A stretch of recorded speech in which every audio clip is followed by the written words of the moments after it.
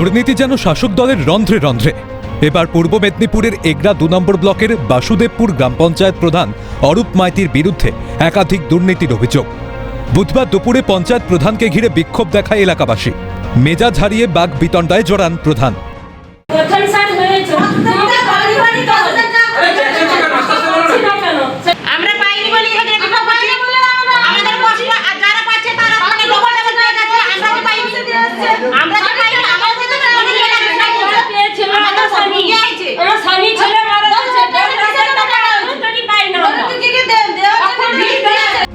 অভিযোগ, পুরনো বিল্ডিং মেরামত করে নতুনের টাকা তুলে নেওয়া হচ্ছে।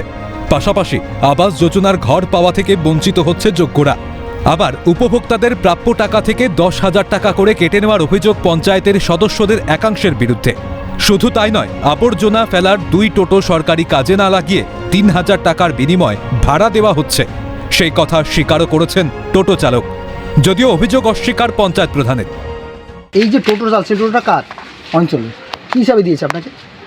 এখন লাইনে খাটার জন্য, প্লাস এই যে মিউনিসিপালিটি ময়লা পাওয়ার জন্য, সেইগুলো। অভিযোগ করুন, আমার কাছে কেউ করেন, একটা প্রমাণ তো দিন, তবে আমি তো স্টেপ দিতে পারবো। আমার ধারণা এগুলো ভুল ধারণা। 10,000 টাকা করে কেটে নেওয়া হচ্ছে, বললে তো হবে না, তাকে প্রমাণ দিতে বলুন। ঘটনায় সরব গেরুয়া শিবির। পঞ্চায়েতগুলো ডাকাতির আখড়ায় পরিণত হয়েছে, খোঁজা বিজেপির।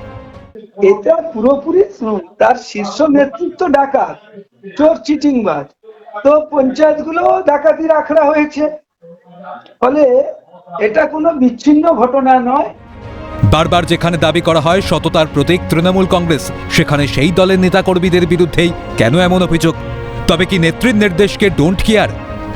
বিনোদ মণ্ডলের রিপোর্ট, ক্যালকাটা নিউজ।